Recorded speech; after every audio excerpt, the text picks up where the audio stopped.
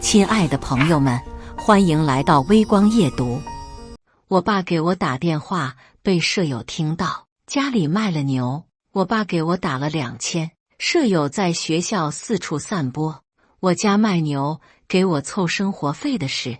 可他们不知道的是，我爸给我打的是2000万。接下来开始我们本期故事，记得点击订阅并开启小铃铛。大三刚开学的某天晚上，大雨倾盆，我在宿舍给我爸打电话，舍友刚好从外面回来，听到部分谈话内容。牛卖了吗？电话里我问我爸，卖了，我先给你打过去2000，不够的话我明天再给你转。我爸回道，刚巧这些被舍友听见，他们就误以为我爸为了给我凑生活费，把家里的牛都卖了。我平日里吃穿用度都不是很节约，花钱也很大手大脚，同学都说我是富二代，对于这点我也没有否认，一直过着别人羡慕的生活，这点让他们很嫉妒。于是他们开始四处造谣，家里卖牛给我凑生活费的事。可他们不知道的是，我爸是西北畜牧养殖大王象启森，牛羊加起来有100万头。我们刚刚说的2000其实是2000万的意思。我爸让我帮他订购一批加工设备，我很奇怪为何我爸让我替他做这些事，公司里又不缺人。没办法，在他超能力的诱惑下，我只能低头。2000够了，不够我再跟你讲。电话里我回道，第二天卖牛凑生活费的事就在我们班级里传开，然后是系里，最后是整个清北大学。因为舍友的传谣，我现在背上虚伪装富二代的名号。我向晚堂大3年级工商管理系学生，就此在学校扬名。快看，那个就是工商管理系的向晚堂。我在食堂吃饭，周围的人对我指指点点，事情的来龙去脉我暂时还不知道，只是很奇怪，我今天无论走到哪里都会有这样的目光和议论。家里卖了牛给他凑生活，你看他一点都不知道节省，家里没钱还硬要装成富二代，这种人也真是够虚伪的，还穿一身名牌，绝对是山寨，手机还是苹果13，这人怎么这么虚荣啊？家里那么穷，一点也不为家里考虑。在我左前方的一桌坐着4个女生，目光时不时地瞥向我，声音很大，像是故意说给我听的。我坐在那听的是一脸迷茫，这都是从什么地方得出来的结论？这说的是我吗？我家卖个牛，关你们屁事！我支付宝的余额收益每日都有700-800，我至于穷到吃不起饭吗？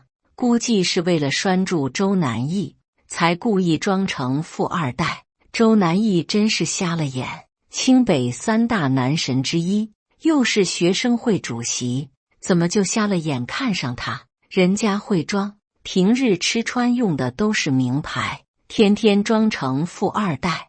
这年头装富二代的人，36计孙子兵法都能用上。周南义那么单纯，肯定是被骗了呗。是可忍，姥姥不能忍。你装，你们全家都装。我一肚子怒火，你们说的是我吗？我实在听不下去了，起身向那几个女生走过去，问道，你哪只眼睛看见我们说你？4个女生当中的短发女生一脸不悦道，怎么敢说不敢认吗？我冷笑道，我可是全程都在录音，是不是想让我把这个交给学校，然后你们再来给我当众道歉？我扬起手机，停在录音的界面。其实我压根就没有录音，完全是为了吓唬他们。你吓唬谁啊？短发女冷笑道，不信的话我们就赌一次。我打开手机录像功能，对着他们4个，你拍什么拍？短发女叫喊道，现在我有了证据，不怕学校找不到你们4个。我扬了扬手机，得意道，然后转身准备离开。我赌他们一定会过来道歉。那个对不起，我们就是八卦，没有说你。4人当中有个胆子小的女生赶紧拦住我，向我道歉。对不起，我们就是讨论学校里面的八卦。其他的2个女生见我不好惹，也跟着道歉。你呢？我向短发女问道。对不起。在其他3个女生的劝说下，短发女生不甘情愿地向我道歉。随后几个人像是做错事的孩子，灰溜溜地离开食堂。我环顾四周，其他人目光皆是回避我，他们可没有想到我会这么不好惹。随之周围的议论声也是戛然而止。向晚堂，没想到你不仅虚伪，竟还如此霸道。我刚坐下准备吃饭，背后响起一道冷斥声。这道声音我很熟悉，只是我怎么都不会想到他竟会如此说我。清北3大男神之一，校学生会主席，我的男朋友周南义。周南义走过来，坐在我对面，我脸色阴沉，他的话让我满腔怒火。我们分手吧。周南义面无表情地看着我。我愣了，刚刚那些话，不分青红皂白的问责，我还没有发火，他倒先提分手。为什么？我不甘心地问了一句。你现在可是清北的头号红人。周南义嘴角带着冷笑，嘲讽道：我何德何能做你的男朋友？瞧着周南义脸上尽是讽刺之意，他心中怎么想的，我也都清楚，无非是听信了谣言，现在要跟我分手。对于这样的男朋友，必须趁早远离，这与人渣有什么区别？我想听实话。我冷笑一声，摇了摇头。这找的分手理由也是挺清新脱俗，这是我至今听到最清新脱俗的理由。这一刻，我也算是看清楚了周南义的虚伪。什么清北3大男神？我看他是清北3大虚伪之首差不多。我是学生会主席，前途一片光明，我不想因为你成为我人生的污点。周南义顿了顿，随后说道：究竟是我虚伪，还是你虚伪？我听完皱着眉头，冷笑道：人不为己，天诛地灭，人都想要好的生活。周南义冷笑几声，又道：换作是你，肯定也是同样的选择。人渣！我脑子嗡的一声，三观直接凌乱，直接骂道：就你这种人，不配有好的生活。我顺手端起桌上的紫菜蛋花汤，径直泼了周南义一脸。周南义疼的一下站起来，满脸怒意地瞪着我。估计人多，他也没有好意骂我，只是擦了擦脸上的水，冷声怒喝一句：向晚堂，你尽管放心，我一定会过得比你好，到时候你会求我的。跟周南义分手，我并没有感觉到伤心，反而一直觉得恶心。我当初怎么就看上了这种人渣？我恨不得抠了自己的这双瞎眼。我居然喜欢过这么渣的人，现在的感觉就像是自己吞了一只蛤蟆一样恶心，不能想，一想就直犯恶心。要怪只能怪自己花痴。当初周南义来追求我的时候，我见他人长得帅，对我又特别上心，我就同意了。我和周南义分手的事情，就像是火药的引线一样，急速蔓延，算是震动了清北的八卦圈。第二天，我全天没课，晚上有迎新晚会彩排。早上8点，我撑着伞出门，替我爸去看设备。国内重工业龙头华凌科技集团总部跟我在同一个城市。我爸与华凌科技的董事长江万奇有一些交情，我只需要按照需求替我爸选择配置就行。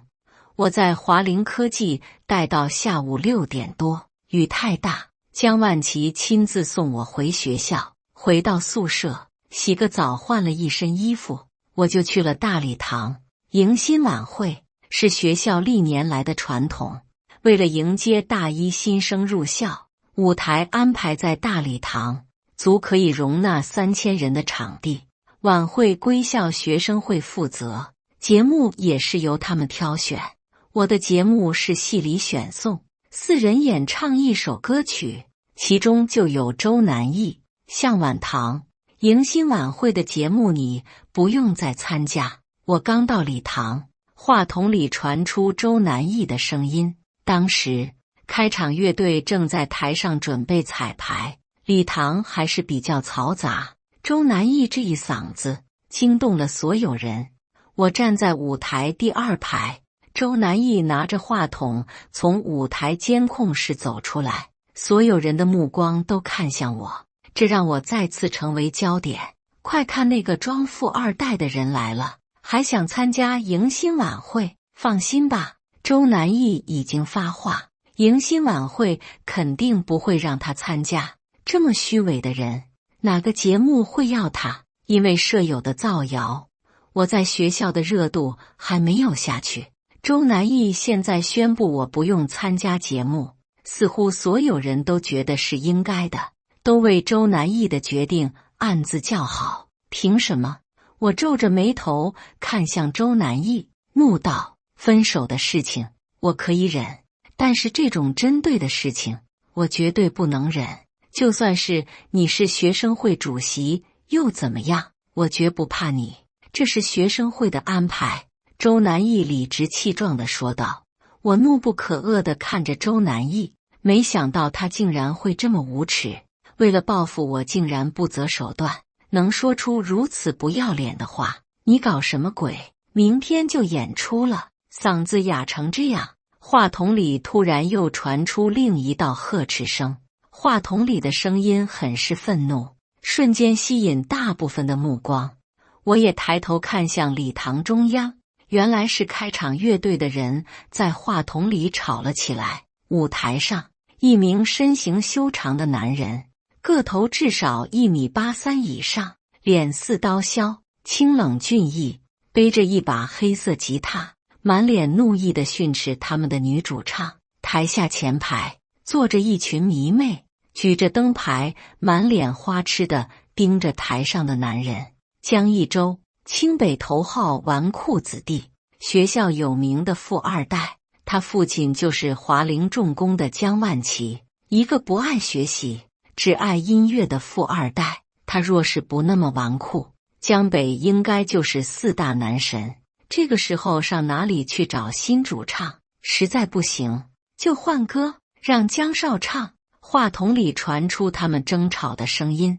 我来当你们的主唱吧，这首歌我也会唱。就在这时，舞台响起一道清脆甜美的声音，一道倩影脚踩黑色一字带高鞋跟，身穿一袭黑色修身包臀裙，缓缓走出，笔直修长的身材前凸后翘，一张近乎完美的瓜子脸，美若天仙，胸口高耸，浑圆天成，实在让人羡慕。沈若初，舞蹈系的校花，罕见的美人胚子。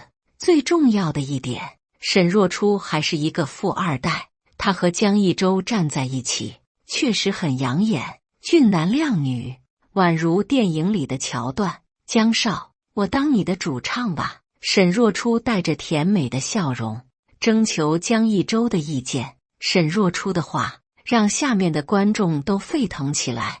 他俩若是在同一个节目开场的话，迎新晚会肯定会气氛炸裂。大家都在等着江一舟的回答。只见江一舟嘴角一挑，目光却是径直看向我。下一刻，他直接冲着话筒喊了一嗓子。站在一旁的沈若初、江一舟自始至终都没有看他一眼。向晚堂，来给我当主唱吧。江一舟喊的声音太大，音响里发出尖锐刺耳的电流声。台下的人个个倒吸一口凉气。女神沈若初在江一舟眼里竟然视若无睹。江一舟拒绝的也太狠了一点，一点面子不留。沈若初被晾在旁边，尴尬不已，红着脸看了看江一舟，随后又转向我，恨不得将我撕碎。我也愣住了，一脸错愕地看着江一舟，他满脸微笑地看着我，看得我浑身发毛。我与江一舟并没有交集，不知他为何会点名要我当主唱。江一舟，这首歌我肯定唱得比他好。沈若初压住心中的怒气，又尝试说了一句：向晚堂，给个面子，帮帮忙吧。江一舟还是没有理会沈若初，继续对我说道：哼，江一舟，你别后悔。沈若初终于是忍不住怒火，大吼一声，直接将话筒甩在地上，负气而去。此刻礼堂中所有的目光皆是看向我，像是看猴一样看着我。江一舟，演出不可以随意更换演员。我还没有来得及答应，周南义在话筒里说道：我想换。江一舟十分嚣张地回了一句：演出人员的更换必须经过校学生会的同意。周南义怒道：江一舟的嚣张，换作是谁都会下不来台，何况又是酷爱面子的周南义。两人当即开始针锋较量。你算老几啊？江一舟冲着话筒冷声讽刺一句，丝毫没有把周南义放在眼里。这一句话让整个礼堂彻底沸腾，目光纷纷转向周南义，有幸灾乐祸的，有鄙夷嘲讽的，还有怜悯同情的，都在看周南义如何应对。清北大学如此不给周南义面子，让他难堪的人，江一舟是第一个。周南义的尊严遭到挑衅，平日里一直端着学生会主席的身份，走到哪里都是掌声和赞美声。今日若是在江一舟这里吃瘪，以后肯定会成为笑柄。迎新晚会由校学生会负责，我是学生会主席，当然得经过我的同意。周南义怒喝道。音响里传来尖锐刺耳的声音：切！江一舟直接冲着冷哼一声。江一舟直接无视周南义，目光直勾勾地看着我道：向晚堂，你不会怕了吧？江一舟拙劣的激将法，简直是在逗我笑。江少，迎新晚会的海报宣传单都已经印好，你要是换人的话，我们又得重新去打印。学生会的其他人见事态不好，赶紧从中调和。没事，钱我来出。江一舟轻描淡写回了一句，又大声强调一遍主唱名字换成向晚堂。向晚堂现在海报宣传单都改了，由不得你反悔。江一舟再次向我喊道。这一番霸道的言论让所有人都震惊，就连我都被镇住。明明才说出去的话，到他这里就成了事实。我的节目被周南义毙掉，我心里特别气愤，现在刚好可以狠狠地打周南义的脸。瞧着他一脸吃瘪的洋相，我毫不犹豫地走到江一舟的身边。江一舟随即将话筒取下来递给我，在周南义愤恨的眼神中，我毫不犹豫接过话筒。江少，开始吧。江一舟脚下效果器一踩，一段失真前奏听得热血沸腾，接着电音鼓跟贝斯跟进，我站在台上跟着节奏蹦跳起来。周南义满脸怨毒地看着我和江一舟，肺腑都要被气炸。看他一脸怨气，又拿我无可奈何，我唱得更加欢乐，就是要气死他。晚会当天，令我没有想到的是，沈若初被江一舟拒绝之后，竟然加入到周南义的节目当中，替代了我原来的位置。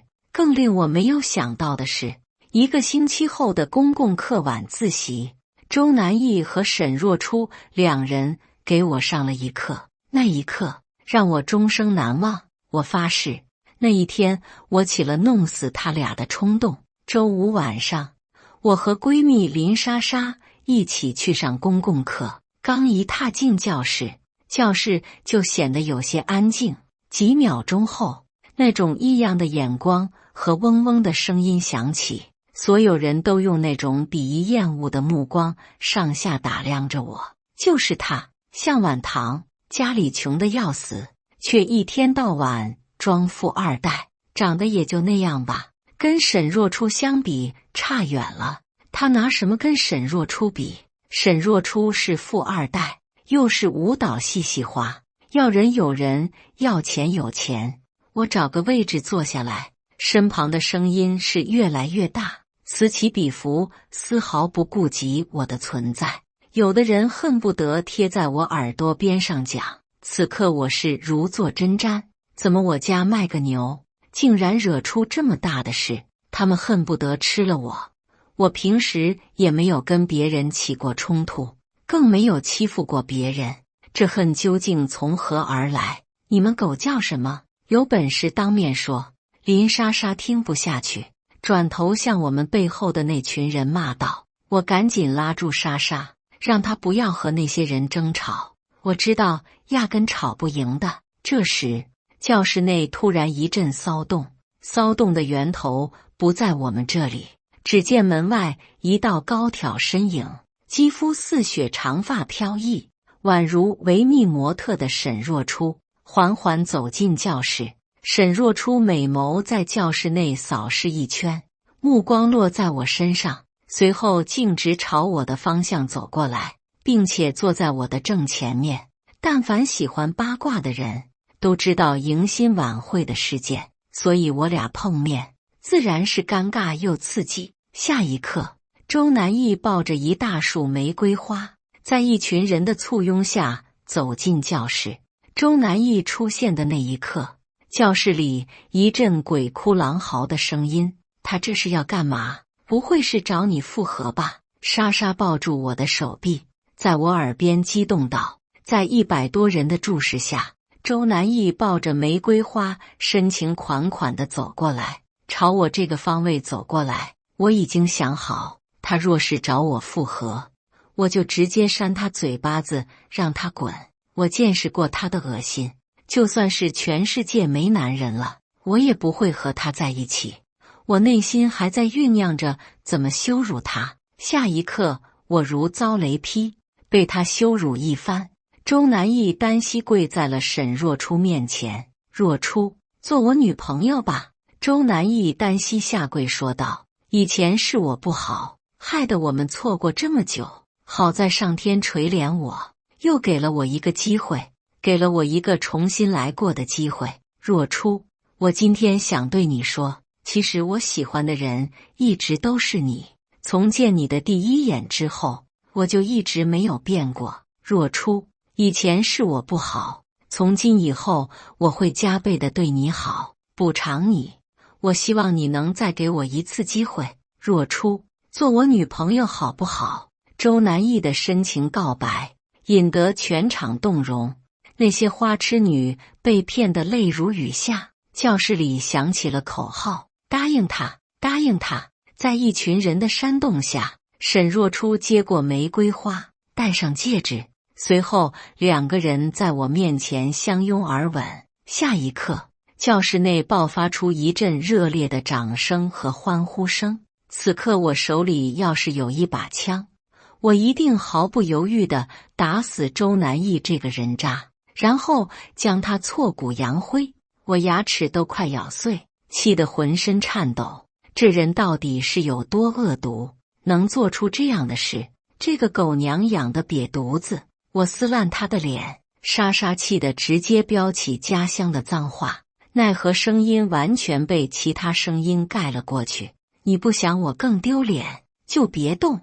莎莎气得要站起来动手，我紧紧地攥住她。我可不想再丢脸，前脚跟女朋友分手，后脚就当着前女友的面跟人表白，狗血电视剧都不敢这么拍。若是我们再动手，从此我就彻底名扬清北，一定会成为笑史。向晚堂，请你以后不要再纠缠南义，他现在是我的男朋友。2人热吻之后，沈若初转头对我说道：“沈若初，一个人渣也只有你稀罕。”莎莎怒不可遏，抢先骂道。我死死拽住莎莎，坚决不能和沈若初起冲突。现在若是和沈若初起争执的话，我肯定会被那些脑残观众喷死。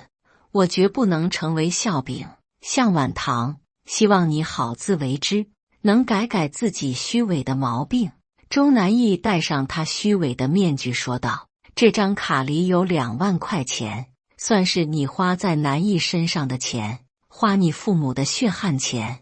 我怕南义心里难受。沈若初掏出一张卡扔在我面前，这钱就当给你们随份子钱，祝你们白头偕老，早生贵子。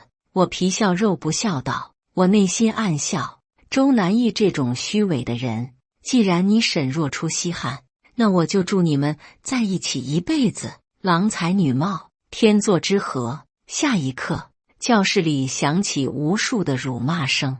周南义和沈若初两人幸灾乐祸地看着我，真是不要脸，贱人，滚出去，滚出清北！今天我活生生的被周南义这个人扎上了一课，让我遭受了这辈子最大的侮辱。我发誓，这个仇我一定要报。9月多雨，自9月1号开学到9月末，本市连续降雨20多天。市区部分地方都被大水淹没，最糟糕的是郊区的村镇，大部分都被洪水淹没。为了抗震救灾，学校发起募捐活动，学校富二代也不少，捐款最多的便是沈若初。沈若初直接捐30万，周南义捐赠的5万块，估计也是沈若初替他出的。这种事情我不想出名。学校捐款单上，我跟着捐了200块。大学生都没有钱，普遍大家都是捐赠50、100、200这些。我不想出名，但是我想出力。我支付宝里还躺着800多万，我通过支付宝官方又捐赠200万。没想到，就是这种不想出名的心理，让我再次成为学校笑柄。那个向晚堂平日里爱装富二代，这次捐款，你们知道他捐了多少吗？他才捐了200块。平日爱装，关键时刻就露馅。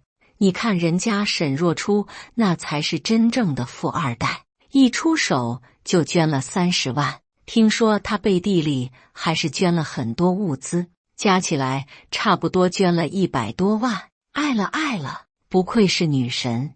低调又有爱心，这种偷偷摸摸的捐赠真低调。学校论坛里不知是谁开了一个帖子，虽未写名字，但是清北的人都知道，那说的就是我向晚堂。帖子直接顶成热门帖，到处转发，评论达到了1万多条，大部分都是针对我的。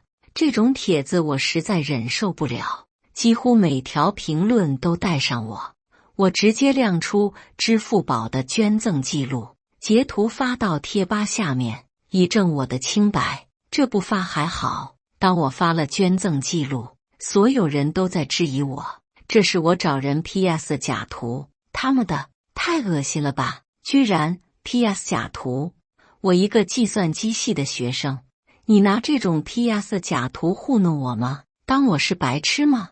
这个像也太虚伪了吧，没捐就是没捐，居然用假图来骗人，这种人就应该踢出清北。堂堂清北大学怎么会出这种败类？像滚出清北！我晒出真正的捐款记录，却被大家骂得更惨，我真不知道该如何解释。我1个星期都不敢回学校，我在酒店里待了1个星期。我是有嘴难辩，就凭我一张嘴，如何能敌上万张嘴？莎莎在帖子下面替我说了几句话，那些人连带他也一起骂。我差一点就给我爸打电话，让他来接我回家。这个学我不想上了，好在学校为了不闹出更大矛盾，直接让管理员删除那篇帖子。如若不然，我真担心有人会上门打我。1个星期后，我接到江万琪的电话，告诉我有个合同要补个手续，让我明天过去一趟。刚好我也已经1个星期没出去过，趁着这个时候出去散散心。早上10点钟，我到了华陵集团，等待我的竟是江一舟、江万琪的独子。此刻我恍然大悟，江万琪这个老家伙叫我来的目的，8成就是为了让我和江一舟见面，否则哪有这样巧合的事情？难不成这是江一舟的安排？可是我跟他不过就见了一面，没道理他为了见我费这么大周章。向晚堂，江一舟惊讶地看着我，惊叫道：“从江一舟的表情，我可以断定这不是江一舟安排的，显然他也不知情。唯一的解释，这一切都是江万琪的安排。江一舟，我也特别惊讶，怎么会是他？隐藏的够深呀！”江一舟上下打量着我，笑道：“西北畜牧大王向启森的女儿，竟然是你。江董事长呢？”我白了一眼江一舟，问道：“虽然迎新晚会的事情，我很感谢江一舟，可他纨绔的名声，真的让我对他提不起任何兴趣，反而有退避三舍的想法。我爸有事，今天我来接待你。”江一舟笑道：“我今天穿着比较清凉，下身短裙，大腿全部露在外面，上身是一件宽松衬衫，胸前某个部位也是呼之欲出。”江一舟上下打量我，目光在我身上来回扫视，一点也不顾忌，看得我一阵发毛，不敢劳你江大少，我改日再来吧。我被江一舟看得有点生气，语气有点冲道：“急什么？”江一舟拦住我的去路，满眼玩味地看着我道：“就是这种纨绔的眼神，就像是在看着他的玩具一样。”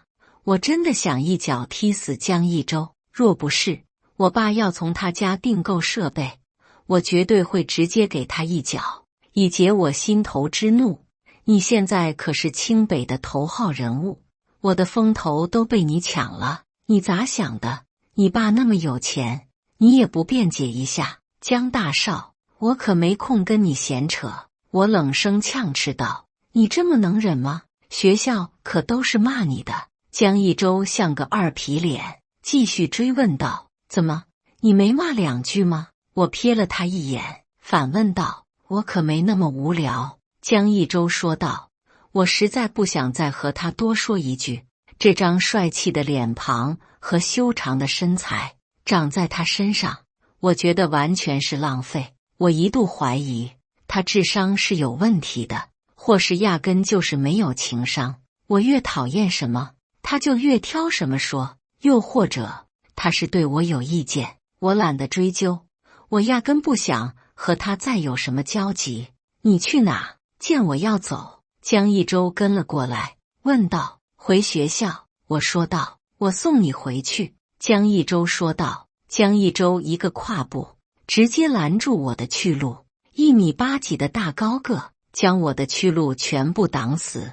流氓拦路也不过如此，幸好我脚步停得够快，要不然就一头撞在他胸口。不用，我自己打车。我拒绝道：“这么怕我干什么？我又不吃了你。”江一舟笑道：“我120个不愿意，不想坐江一舟的车回学校，但是拗不过他。回到学校，这货就给我惹了一件事，向晚堂又勾搭上了江一舟。哇！又是什么劲爆消息？快说快说！”学校5000人的聊天群里匿名聊天，晒出几张我从江一舟车上下来的照片，我再次成为学校头号热点。果然是个绿茶婊，刚被周南一甩了，这又勾搭上江一舟，无缝衔接的真棒。难道捐款的事情都忘了吗？对啊，捐款的事情。这个败类怎么又出现了？更要命的是，江一舟这个神经病，下一刻直接在群里承认，还是实名承认，向晚堂是我江一舟的女朋友。江一舟在群里发了一条消息，还配几个笑脸。我急忙找人要了江一舟的电话，给他打了过去。江一舟，你有病吧？电话通了之后，我直接破口大骂道：至于气成这样吗？电话那头，江一舟轻描淡写道：你赶紧给我解释清楚，我不是你女朋友。我吼道：我现在真的想找江一舟去拼命。我跟他一共才见过2次面子，朋友都算不上。江一舟纨绔的名声，整个清北人尽皆知。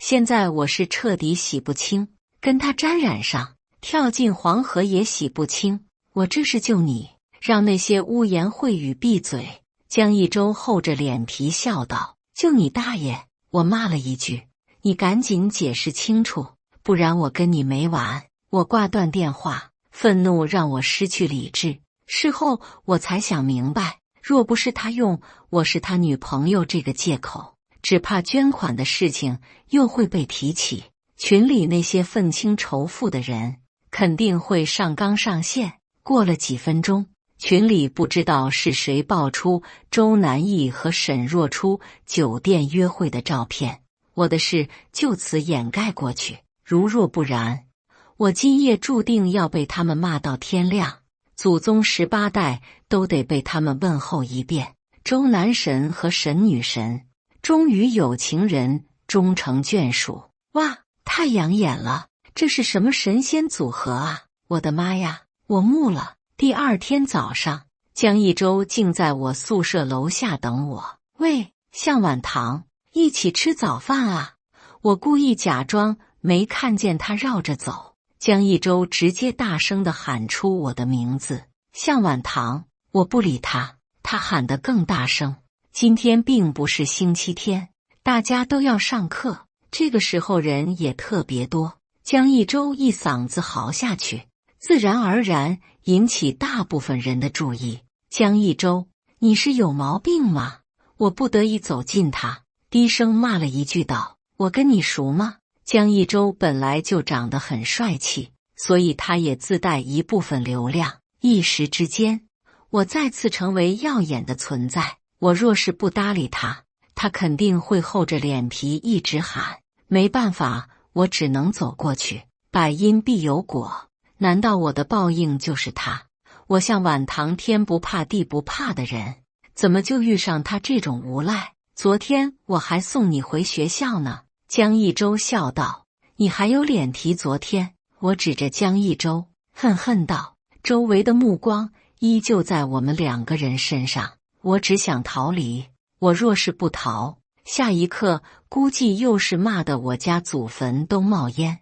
我昨天可是帮了你的大忙，后面他们都闭嘴了。江一舟得意地说道：我谢谢你啊，现在我明白了，昨天周南义和沈若初约会的照片应该是江一舟晒出来的。不得不说，这么损的主意，8成只有他能够想得到，干得出。不用客气，想谢我的话，请我吃饭吧。江一舟厚颜无耻道：请你大爷！我骂道。这时围观的人越来越多，个个拿着手机对着我和江一舟。没有办法，我只能赶紧逃跑。我可不想再次成为学校的热点。你跟着我干嘛？我走得特别快，但是始终甩不掉江一舟。一起吃早饭啊！江一舟叫道。我不吃。我气道。你不吃，那我就一直跟着你。江一舟无赖道。你能不能别这么不要脸？我停下脚步，凶了他一句：你这么排斥我干嘛？江一舟脸皮是真厚，无论我怎么骂他，他都不生气，满脸笑容的厚脸皮。论厚脸皮的程度，他绝对是我见过最厚的，原子弹估计都打不穿。我也佩服他的好脾气，若是我被别人这么呛斥，我早就炸了。江大少，你是觉得我现在还不够出名吗？我气得牙痒痒，跟我比的话还差一点。江一舟笑眯眯的伸出手比划了一下，戏谑道：别跟着我，我求求你。我开始低声哀求他：那你陪我吃早饭。江一舟不依不饶道：好。我点头答应道：但是什么时候吃，得看我的心情。行，不准再跟着我。中午吃饭时，很倒霉，我又碰见周南义和沈若初。我端着餐盘，手足无措。我心里真是感谢我最近的运气，什么最尴尬，就让我遇到什么。这个时候，食堂里的目光都聚集到我们3个人身上。我要是转身就走，肯定会被当成笑柄。老娘又没有做什么亏心事，凭什么我被嘲笑？我偏不。我硬着头皮找了一处人少的地方坐下来。我脑子当时也是想不开，居然想着硬刚这个场面。坐下来我就后悔了，我现在可是人人喊打的向晚堂，我应该夹起尾巴躲起来才对。我真的好后悔自己的冲动，恨不得扇自己2巴掌。这向晚堂8成是故意的吧？我看他是故意来搅局，想搅和周男神和沈女神。那肯定呀，他肯定舍不得。他要是敢上前打扰周男神和沈女神，我肯定大嘴巴子招呼他。我也是，捐款的事我就想修理他了。我坐在那里，尴尬的能抠出3室一厅，周围都是对我的指责和谩骂。这就是我头铁的下场，想要硬刚这个场面，结果还没刚呢，就被人骂得狗血喷头。下一刻，沈若初起身，满脸怒气，高跟鞋踩得噔噔响，朝我走来。向晚堂，你什么意思？沈若初走过来，冷着脸质问我：都分手了，还来纠缠南艺吗？你怎么这么不要脸？我被那些无脑的观众骂也就算了，他们人多嘴多，我肯定骂不过，我必须忍。人在屋檐下，不得不低头。但是你沈若初一个人，我凭什么怕你？你又有什么资格骂我？你说话给我放尊重一点，我就是来吃饭的。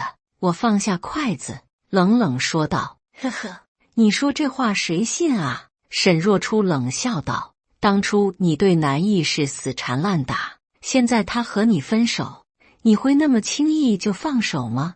我对他死缠烂打，我不禁一阵冷笑，而后又道：这肯定是周南艺为了哄骗沈若初精心编造的谎话。周南艺的虚伪，我想都不用想，他肯定是一个分手就诋毁前任的人渣。沈若初是富2代，全校都知道，跟我相比，沈若初就高调太多，天天开着一辆保时捷911上学，从头到脚都是国际大牌。周南艺若是不诋毁我，怎么能让沈若初放心？沈若初不放心，怎么会舍得给他花钱？你不用狡辩，南艺都和我说了，难不成是南艺说谎？沈若初白了我一眼，鄙夷道：你让周南艺过来再说一遍。我愤怒地瞪着坐在一旁的周南艺，呵斥道：你连灾区捐款这种事情都能造假，还有什么不能的？沈若初故意提高声音，想挑起旧事。周南艺若是敢过来，当着我的面编造这些鬼话，我绝对赏他1巴掌。老娘在他身上贴了那么多钱，分手之后他竟然还如此诋毁我，我必须挠花他的脸。他要是敢打我，我就让他把牢底坐穿。还有沈若初提到的捐款的事情，我压根不想和他理论，我也说不明白，压根就不会有人相信我。他现在故意重提，摆明就是想让我成为众矢之的，然后被人骂。向晚堂，我警告你，你不要再纠缠南艺，不然别怪我对你不客气。你也不看看你什么身份，配得上南艺吗？沈若初讽刺道：你敢动他一下，我就10倍还回去。就在这时候，我背后响起一道冷酷的声音：江一舟。我不用回头，光听声音我就知道是江一舟。虽然我很反感他，不过此时站在我背后说这句话，我内心满是感动。我刚刚一直想着怎么应对，万一周南艺真的过来和我对峙，我真的动手打了他，他也要动手打我，我该怎么办？我肯定打不过他。我脑子脑补各种画面，紧张到筋肉都在发颤。直到江一舟出现，这些紧张、发慌、害怕统统一扫而光，一种前所未有的安全感，就像是我爸站在我身边一样，底气十足。江一舟，关你什么事？沈若初皱着眉头，愤怒道：向晚堂是我女朋友，你说关不关我事？江一舟不改他不要脸的风格，虽然我很感动他的出现给了我十足的安全感，可我还是想狠踢他一脚，然后问问他，我啥时候成他的女朋友？江一舟，你可不要被他骗了，他是连捐款记录都敢伪造的人，还有什么是他不敢做的？这样狼心狗肺的人，我劝你小心点，他肯定是图你的钱。当然了，你若是只想玩玩他，就当我没说。沈若初，你嘴巴若是再敢不干不净，我就替你清理一下。江一舟指着沈若初威胁道：我愿意，你管得着吗？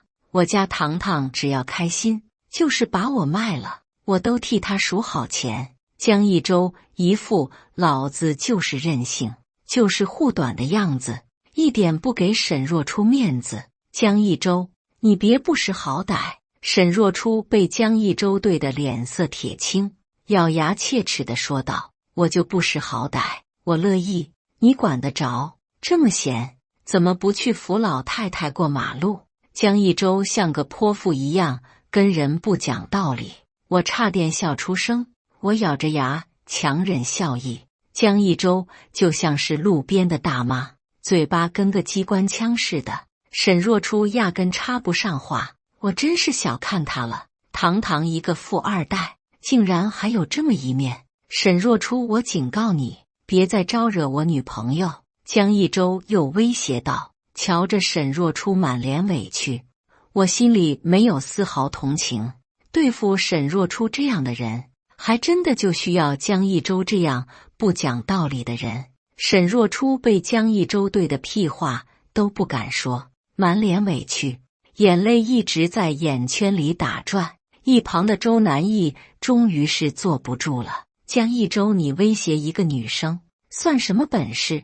周南义起身走过来，沉声道：我还以为周南义会一直当缩头乌龟，任由沈若初背对呢。果然是我想多了，他怎么可能会这么傻？这种时候若是不出面，傻子都会跟他分手。我还以为你一直打算当缩头乌龟呢。江一舟一脸坏笑，讽刺道：别人怕你，我可不怕你。校学生会主席周南义听到广播，请马上到校长办公室。校学生会主席周南义听到广播，请马上到校长办公室。两人剑拔弩张之时，广播突然响起，打断了两人。如果没有这则广播，江一舟肯定会毫不客气地揍周南义。江一舟在学校打架事件并非一次两次，通报批评他也不在意。我很奇怪的是，学校有什么大事，找周南义竟然用上了广播，不是都有手机吗？周南义随即拉着沈若初离开食堂，江一舟依旧站在我前面，看着江一舟的背影，我心里忽然升起浓浓的幸福感。原来被人不顾一切的保护，竟是这般美好。要是能换一个人来保护就更好。我又帮了你一个忙，是不是得好好感谢我？出了食堂，江一舟就开始索要报酬。我去你大爷的！我真想骂他一句，刚刚升起的一丝好感瞬间荡然无存。我真想狠狠踹他一脚，踢死他，真是一点都不值得人喜欢。我什么时候成了你女朋友了？我皱着眉头问道。早晚的事。江一舟依旧是那副二皮脸，早晚都不可能。我干脆利落说道。那就中午。江一舟开始跟我耍贫，我没空和你扯皮，我刚刚那么帮你，你说吧，怎么感谢我？我实在不想和他耍贫，用一场电影换他远离我的视线。结果还没有走出几步，周南义就追了上来，吃过中饭，班级群里发了一则通知，下午全校师生在操场集合，市长亲自莅临，表彰清北师生在此次抗震救灾中主动发起捐款的光荣事迹。这种事情无疑是再次戳痛我的心，我若是参加，估计又得被骂得祖坟冒烟。我试着向辅导员请假，辅导员却是直接拒绝。对于我最近一直在惹事，辅导员对我也起了一些偏见。既然躲不过，那就老老实实的参加。下午我特地穿了一身不显眼的衣服，又戴了一顶鸭舌帽，将自己的脸全部遮挡住。我生怕别人认出我，到时候一发不可收。市长先是一番激励发言，颁给我们清北一块光荣奖牌，然后校长发言致谢。下面我要颁发一块最特别的奖牌给清北的一位学生，一位女同学。此次洪灾她无私捐赠，却不求任何回报，她是当之无愧的清北女神。市长清北女神的话一出，所有人都知道这说的是沈若初。沈若初在这次洪灾中，据说前后捐赠差不多有100多万，这是大家都知道的事情。一时之间，大家的目光纷纷看向沈若初，就连大屏幕的投影也径直投向沈若初。这一切肯定都是周南义指使的。主席台的屏幕一直都是由学生会负责，这个时候他肯定在中控室。屏幕上出现沈若初的那一刻，下面的学生顿时一阵欢呼，开始呼喊沈若初的名字。下面的学生齐齐喊着沈若初的名字。市长也有一些发愣，举着话筒不知道该说啥。后来副校长发话，下面才停止呼喊。市长显然被弄得有些措手不及，扶了扶眼镜，也不敢再过多的废话，生怕再来一次刚刚那个场景。这位清北女神就是向晚棠。轰！市长的声音犹如晴天霹雳一般炸响，平地一声雷，全场3万多师生顿时鸦雀无声，死一般的寂静。屏幕上原本满脸微笑的沈若初脸色顿时僵硬。这是乌龙事件，这位无私捐赠者就是向晚棠。经过支付宝官方以及当地灾区核实，清北大学向晚棠此次捐款200万。下方死一般的寂静。市长以为自己说错了什么话，随即不再称呼清北女神，开始讲述自己核实到的情况。有请向晚棠上台。市长再次重复一声。我坐在班级最后一排，鸭舌帽檐压得很低，我一度以为自己幻听。这是真的吗？捐款的事情我肯定是捐了，表彰的事情是真的吗？向晚棠，在这我还在发愣的时候，莎莎突然大吼一声，一把抓起我的手臂，将我拽起来。全校师生3万多双眼睛齐刷刷地看向我俩。我戴着帽子，大家根本看不到我的脸。莎莎一把将我的帽子摘掉，将我曝光在大家的视野当中。下一刻，大屏幕上出现我的面容，我一脸茫然。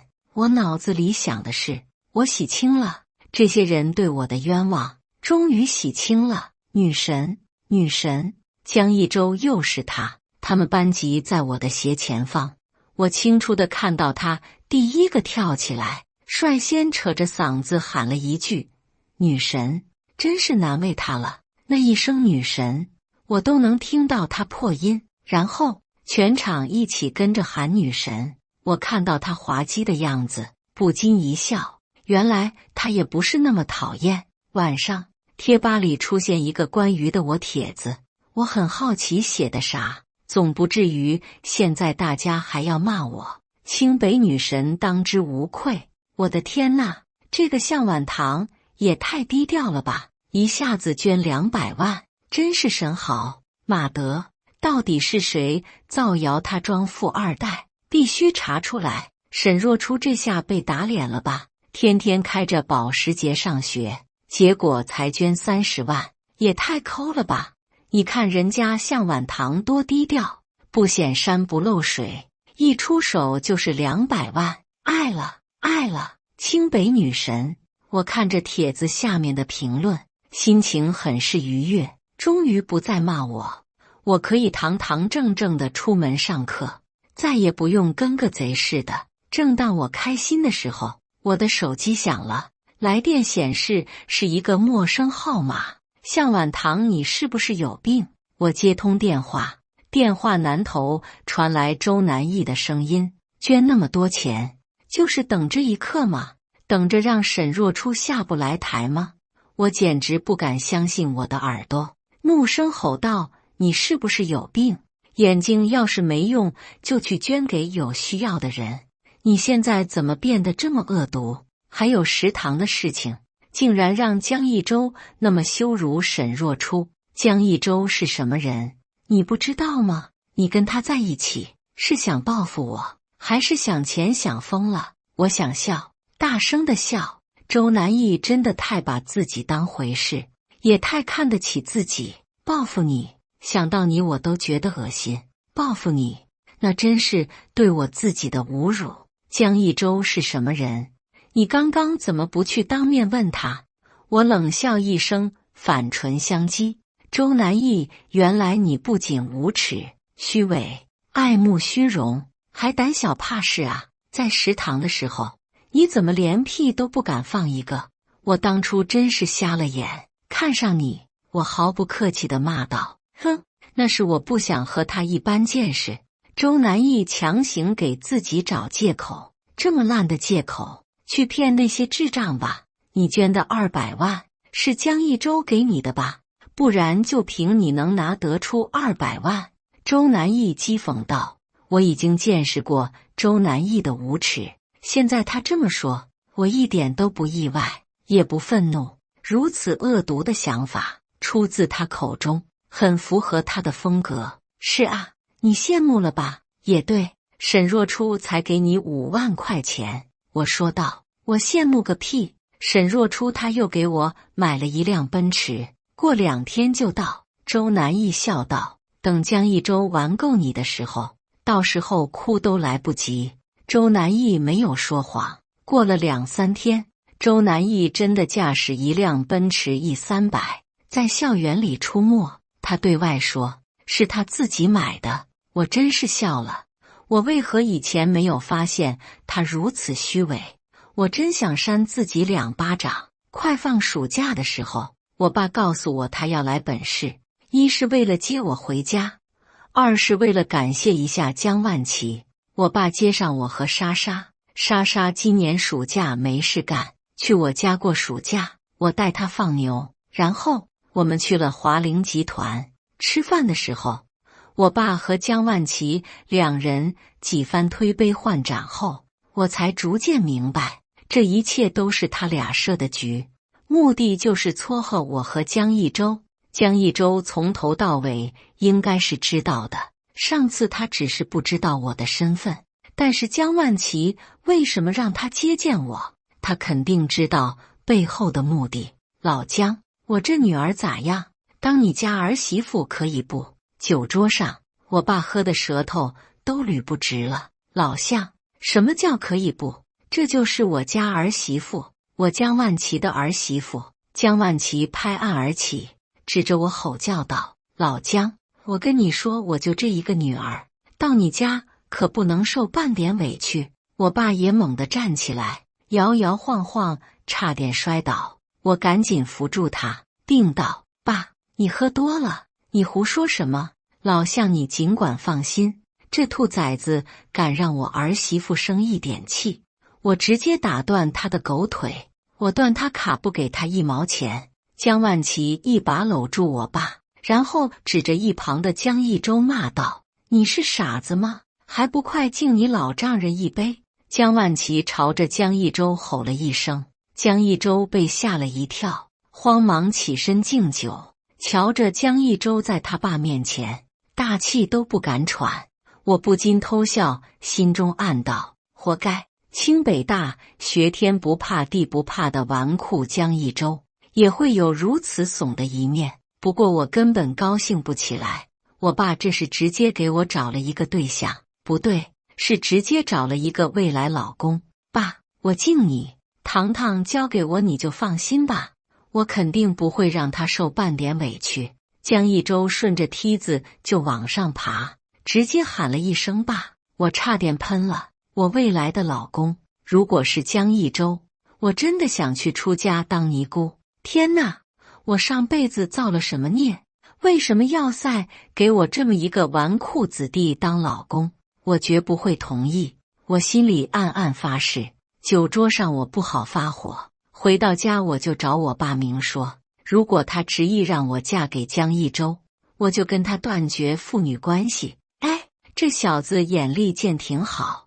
我爸拉长了声音答应道：我喜欢，任凭我怎么反对，怎么跟我爸说。我爸充耳不闻，眼里只有他亲家和未来女婿。随后这两人一顿海吹，吹得我脑仁疼。莎莎是一副看热闹不嫌事大，时不时的在我爸和江万琪之间拍拍马屁，在我爸面前夸奖江一舟，在江万琪面前就使劲夸我，马屁拍得嘎嘎响。江万琪和我爸争着要认她当干女儿，整桌只有我一个人，气得跟个癞蛤蟆似的，皱纹都多了几条。江一舟则是一脸幸灾乐祸地看着我，就像傻子盯着他刚刚过了门的媳妇，傻乐。几天后，我带着莎莎来到我家养牛场，向晚堂，我要跟你绝交。当莎莎看到我家牛场的一角之时，这个没出息的竟然嚎啕大哭。你家这么有钱，你居然瞒着我！李莎莎抹了抹眼泪，而后问道：我跟你说了呀，我爸养牛的。我笑得肚子疼。莎莎曾经问过我家是干什么的，我跟她说我爸是养牛的。莎莎也一度以为我家里特别穷，所以她就特别照顾我，处处都想着我。直到我捐款的事情被报道，她才知道我家的富裕，但她又没有追问我，她更没有问过我家里养了多少头牛。这一点真的不怪我啊！我要跟你绝交！李莎莎又嚎啕起来，我被她逗得捧腹大笑。正当我俩开心的时候，江一舟突然出现在我面前。江一舟！李莎莎收起哭声，突然惊呼道：什么江一舟？我疑惑道：那个走过来的不是江一舟吗？李莎莎脸上挂着泪水，指着远处的一个身影。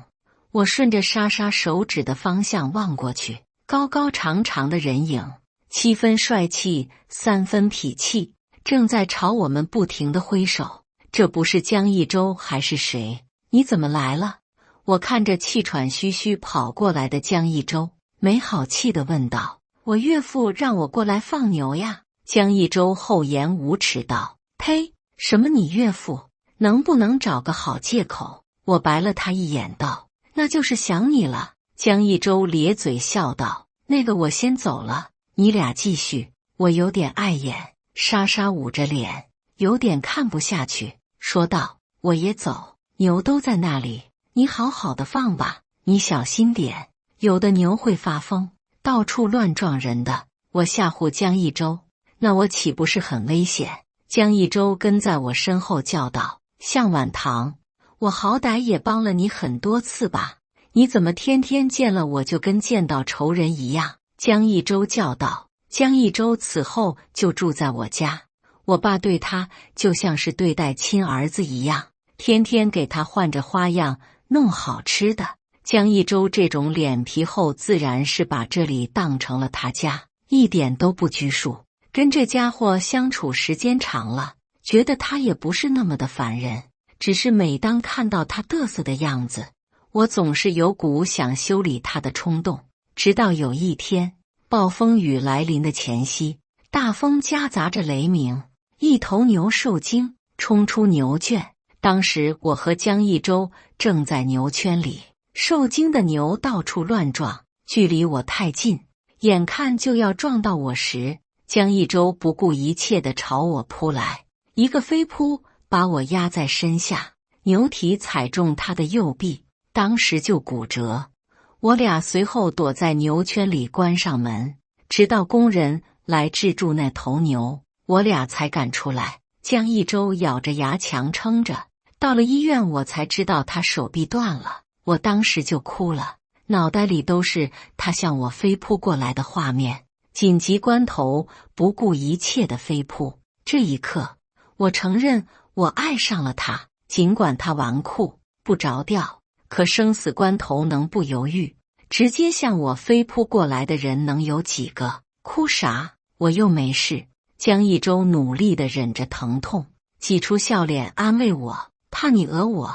我开了个玩笑。江一舟额头上冷汗直冒，脸色也逐渐发白。这种断骨之痛绝非一般，看得我心里无比心疼。他愣是一声闷哼都没有发出，我知道他是怕我难过，所以在强忍着。可我又不是3岁小孩，怎么会这么好骗？这个不用害怕，我很好养活，3餐管饱就行。江一舟笑道，那你尽管放心吃，我家饲料特别多。我扑哧笑了一声，眼里泪水流的却是更多。我真的没事。江一舟伸出另一只手替我擦去泪水，安慰道，我没有闪躲，因为我不想闪躲。抬眸深深地凝视着他，任由他替我拭掉脸上的泪水。他咧着嘴傻笑，他知道他得逞了，我知道我沦陷了。暑假快结束的时候，江一舟打着绷带跪在我家牛场里跟我表白，老套又好笑，一点都不浪漫，我居然答应了。谢大家的观看，本期故事精彩吗？欢迎大家在下方评论区吐槽。如果你喜欢这类故事，记得点击订阅微光夜读，并分享给更多的人，这会对我帮助很大。再次感谢大家的观看。